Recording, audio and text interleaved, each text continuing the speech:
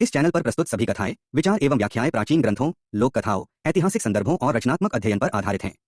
इसका उद्देश्य किसी भी धर्म, देवी देवता, व्यक्ति या समुदाय की भावनाओं को ठेस पहुंचाना नहीं है। कृपया सामग्री को सांस्कृतिक, ऐतिहासिक और वैचारिक संदर्भ में देखें। All stories, interpretations, and perspectives shared on this channel are based on ancient texts, folklore, historical references, and creative research. The content is intended for educational, cultural, and reflective purposes only. There is no intention to offend or hurt the sentiments of any religion, deity, individual, or community. Viewers are requested to interpret the content with respect and contextual understanding.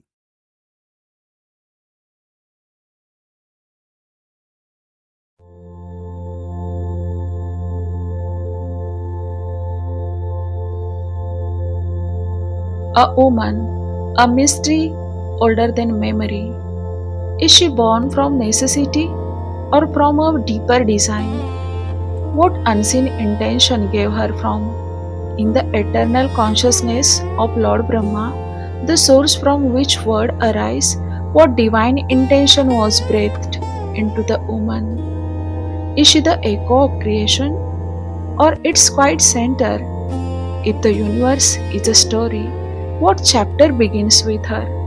And what truth unfolds because of her existence? Perhaps the question is not who she is, but why she was ever meant to be. Lord Brahma understood that woman would be the quiet foundation upon which creation could adore. It's a soul, it's a nurturing grace, and the gentle wisdom that sustains life. Women are not simply part of the universe, they are the quiet grace that holds its fragile beauty together, unseen yet deeply present. Let's explore together the unfolding story of creation through the vision of Lord Brahma and the presence of woman. जब सृष्टि अपने विस्तार में डूबी हुई थी, तब ब्रह्मा ने एक सूक्ष्म अभाव महसूस किया, जैसे जीवन चल तो रहा हो पर किसी स्पर्श की प्रतीक्षा में हो।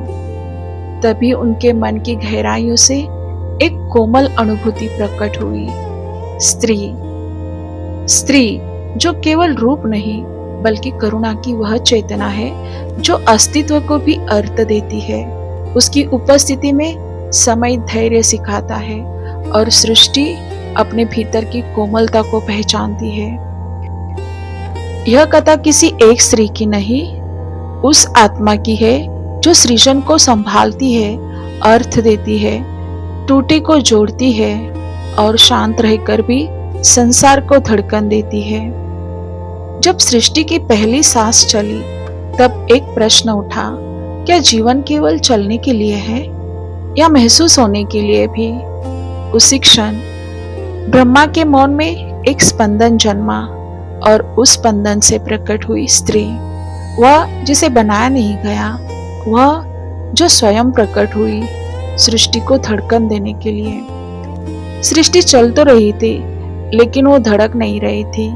समय बह रहा था लेकिन उसमें अर्थ नहीं था। स्त्री को समझना किसी जीवन को समझना नहीं, सृष्टि की मंशा को समझना है। क्योंकि जब संसार थक जाता है तो वह शोर नहीं करती, बस मौन होकर सब संभाल लेती है। शायद इसीलिए सृष्टि अब तक सुरक्षित है। स्त्री कोई भूमिका नहीं, वह एक स्थान है जहाँ सृष्टि स्वयं आकार विश्राम करती है। जब सृष्टि की रचना हो रही थी, तत्व बन रहे थे, आकाश फैल रहा था, जीवन आकार ले रहा था, लेकिन ब्रह्मा जानते थे केवल रचना पर्याप्त नहीं, उसे धारण करने वाली चेतना भी चाहिए। और तभी एक संकल्प जन्मा सृष्टि में संतुलन लाने का। क्योंकि जैसे जहाँ शिव है वहाँ शक्ति का होना अनिवार्य है, और उसी अनुभूति से ब्रह्मा ने स्त्री का विचार किया। स्त्री को बनाया नहीं गया, वह सृष्टि की आवश्यकता बनकर प्रकट हुई।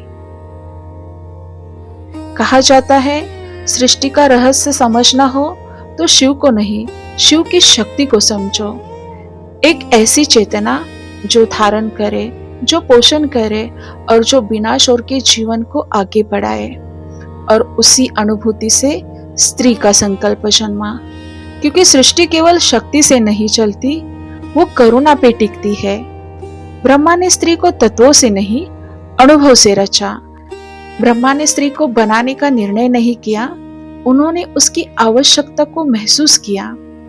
जैसे कोई संगीतकार अचानक समझ जाए कि धुन अधूरी हो और फिर एक स्वर स्वयं आकर जुड़ जाए।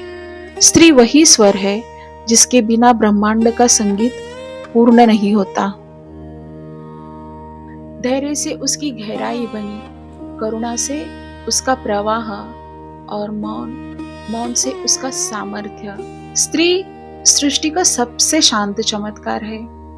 ब्रह्मा ने जाना, सृष्टि को चलाने के लिए केवल नियम पर्याप्त नहीं, उसे अनुभव की भी आवश्यकता है। क्योंकि नियम व्यवस्था बनाते हैं, लेकिन अनुभव जीवन देता है। और स्त्री उसी अनुभव का रूप है, जो देखती ही नहीं, वो महसूस भी करती है। वह सृष्टि की आग नहीं, वह सृष्टि का हृदय है। जहाँ केवल अस्तित्व होता है, वहाँ जीवन नहीं होता। जीवन तब जन्म लेता है जब उसमें संवेदनाएं जुड़ती है, और संवेदना ही स्त्री का स्वभाव है। स्त्री को शक्ति इसीलिए नहीं कहा गया क्योंकि वह प्रबल है, उसे शक्ति इसीलिए कहा गया क्योंकि वह संतुलित है। जैसे शिव बिना शक्ति एक केवल चेतना है, वैसे ही सृष्टि बिना स्त्री केवल एक संरचना है। स्त्री वह स्थान है जहाँ सृष्टि स्वयं को अनुभव करती है। वह आरंभ भी है, वह आधार भी, और कभी कभी वह स्वयं प्रश्न भी बन जाती है, क्योंकि सृष्टि की सबसे सूक्ष्म रचना स्त्री का हृदय है। जब ब्रह्मा स्त्री की रचना कर रहे थे, उन्होंने उसके रूप से अधिक उनके हृदय पर ध्यान केंद्रित किया, क्योंकि वे जानते थे सृष्टि को आगे बढ़ाने के लिए केवल जीवन नहीं, उसे धारण करने वाली करुणा भी चाहिए। कहा जाता है, उन्होंने पृथ्वी से धैर्य लिया, जल से प्रवाह लिया, आकाश से विस्तार और अग्नि से साहस।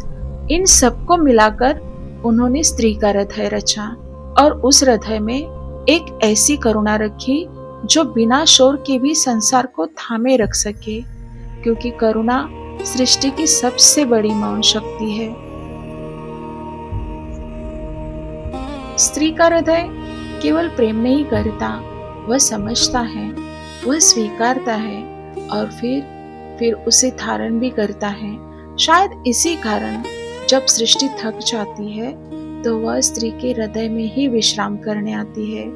और यही हृदय सृष्टि का सबसे सूक्ष्म चमत्कार बताया जाता है।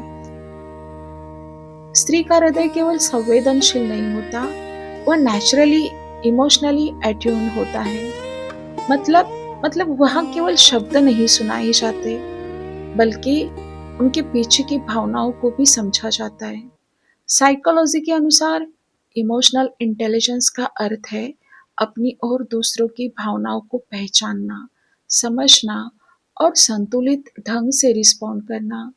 स्त्रियां अक्सर इस क्षमता में स्वाभाविक रूप से गहरी होती है, क्योंकि उनका मन संबंधों को प्रोसेस करने के लिए अधिक रिसेप्टिव होता है। वह बातचीत में टोन नोटिस करती है, वो साइलेंस भी समझती है, और सबस्टल शिफ्ट्स को भी वो महसूस करती है। यही इमोशनल अवेयरनेस है। जब कोई व्यक्ति दुखी होता है, तो स्त्री केवल उसे समाधान नहीं देती, वह उसका प्रेजेंस भी देती है। और कई बार हीलिंग सॉल्यूशन से नहीं, प्रेजेंस से भी आती है। न्यूरोसाइंस यह भी बताता है कि एम्पैथी और कनेक्शन से जुड़े नेचुरल पाथवेज स्त्रियों में अधिक सक्रिय होते हैं, इसीलिए वे इंटरपर्सनल डायनामिक्स को जल्दी समझ जाती है। इसका अर्थ यह नहीं कि स्त्री केवल भावुक है, बल्कि वह इमोशनली इंटेलिजेंट डिसीजन मेकर हो सकती है, क्योंकि वो लॉजिक और फीलिंग्स दोनों को साथ लेकर चलती है। इसलिए संकट के समय वह केवल परिस्थिति नहीं देखती, वो लोगों को भी देखती है, और यही उसे संबंधों को संभालने, संतुलन बनाने और कठिन स्थितियों में भी संवेदनशील बने रहने की क्षमता देता है। अंततः स्त्री का इमोशनल इंटेलिजेंस उसकी कमजोरी नहीं बल्कि उसकी सबटल स्ट्रेंथ है, एक ऐसी शक्ति जो दिखाई कम देती है पर जीवन को गहराई से प्रभावित करती है। चलिए पॉइंट पे आते हैं। स्त्री का संबंध केवल शब्दों से नहीं मौन से भी है, क्योंकि जहाँ शब्द समाप्त होते हैं वहीं से उसकी समझ शुरू होती है। वो बहुत कुछ कहे बिना भी जान लेती है, बहुत कुछ सहकर भी शांत रहती है। मौन उसका आश्रय भी है और उसकी सबसे बड़ी शक्ति भी। स्त्री का मौन खाली नहीं होता, उसमें अनुभवों का पूरा ब्रह्मांड बसता है। ब्रह्मा ने स्त्री को केवल सृजन की क्षमता नहीं दी, धारण करने की भी क्षमता दी है।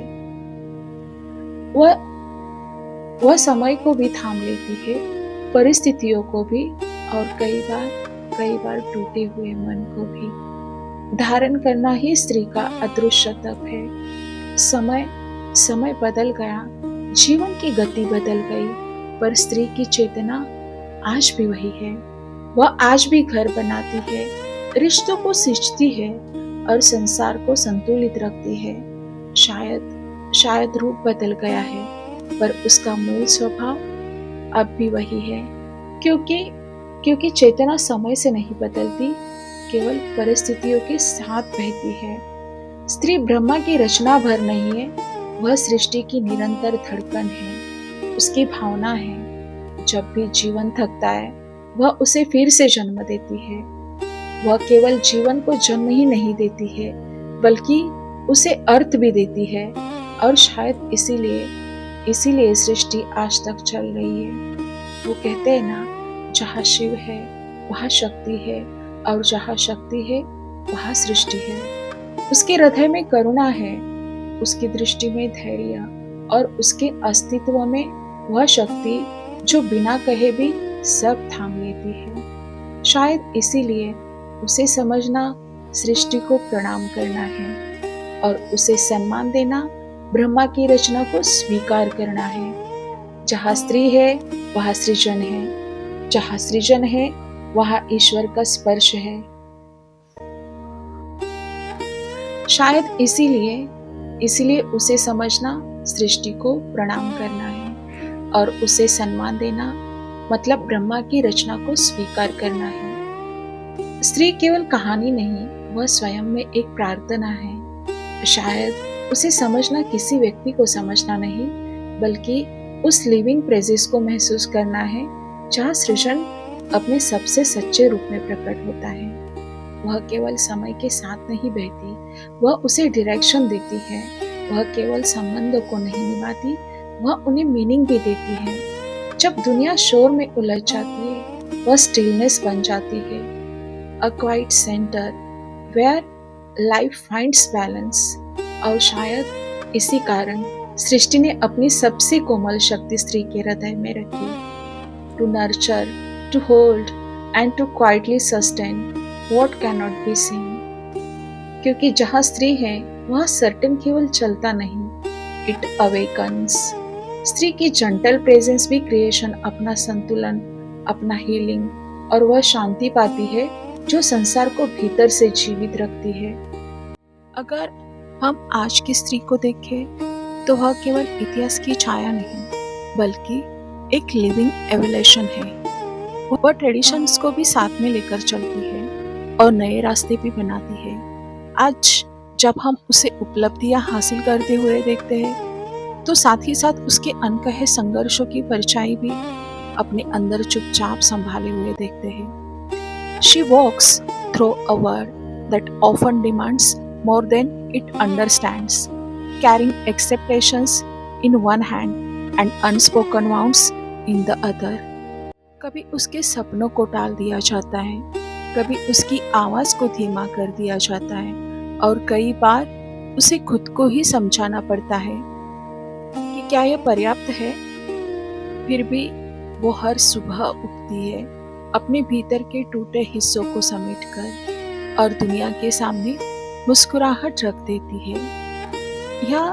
यह कोई कमजोरी नहीं, यह उसका साइलेंट करेज है। शायद यही आज की स्त्री का सबसे गहरा सत्य है कि वह केवल संघर्ष नहीं करती, वह हर दर्द को एक नई चेतना में बदलती है। Because somewhere deep with him the ancient spark of creation still lives in her, quiet, resilient and endlessly becoming. और शायद यही ब्रह्मा की रचना का अर्थ है कि स्त्री टूटती नहीं, वह हर बार नए रूप में जन्म लेती है। आज इस सृष्टि की हर उस स्त्री की ओर से मैं आपको प्रणाम और आभार अर्पित करती हूँ, क्योंकि आपकी रचना होकर ही हमने चेतना, करुणा और सृजन का अर्थ समझा है। हे ब्रह्मा, आपकी उस प्रथम कल्पना को प्रणाम जिसने मुझे अस्तित्व दिया और इस सृष्टि के स्पंदन से जोड़ दिया। आपने जो चेतना, करुणा और सहनशीलता मेरे भीतर रखी, उसी से मैं हर युग में सीखती हूँ, गिरती हूँ, फिर उठती हूँ और जीवन को एक नया अर्थ देती हूँ। जब संसार मुझे परखता है और समय मुझे बदलता है, तब भी मेरे भीतर आपकी वही मूल ज्योति चलती रहती है। दर्द में भी, सृजन में भी मैं आप ही की रचना होकर हर अनुभव को एक नई शुरुआत में बदलती हूँ। आपका आभार कि आपने मुझे केवल जन्म देने की शक्ति नहीं, बल्कि समझने, महसूस करने और फिर भी प्रेम करने का साहस दिया। मेरे हर श्वास में आपकी पहली कल्पना की प्रतिध्वनि है, और यदि मेरी यात्रा में कभी अंधकार आए तो मुझे याद दिलाइएगा कि मैं आप ही की रचना हूँ और मेरे भीतर सृष्टि की वह अनंत ज्योति अब भी जीवित है। अंत में, हे ब्रह्मा, आपने मुझे इस सृष्टि की हर एक चीज से वाकिफ किया। अब मुझे बस ऐसा प्रेम सिखाते रहिए जहाँ अधिकार नहीं, अपनापन हो, जहाँ बंधन नहीं, बल्कि दो आत्माओं को समझने की कोमलता हो। मुझे वह प्रेम दीजिए जो दो आत्माओं के बीच साइलेंस में भी पनपता रहे, जहाँ स्पर्श से पहले समझ हो और संबंध में स्वतंत्रता का प्रकाश हो, ताकि मैं संसार को केवल जन्म ही नहीं, प्रेम का सबसे सच्चा स्वर भी दे सकूं। सृष्टि के आदि साक्षी ब्रह्मा, जिन्होंने स्त्री की इस अनंत रचना को जन्म दिया, और मैंने बस एक छोटा सा विनम्र प्रयास किया उसकी कथा को आप तक पहुंचाने का। यदि इस यात्रा की कोई ध्वनि आपके भीतर भी ठहर गई हो, तो उसे हमारे साथ जरूर साझा कीजिएगा, क्योंकि हर अनुभूति में सृष्टि स्वयं को फिर से प्रकट करती है। आप सबका बहुत बहुत धन्यवाद।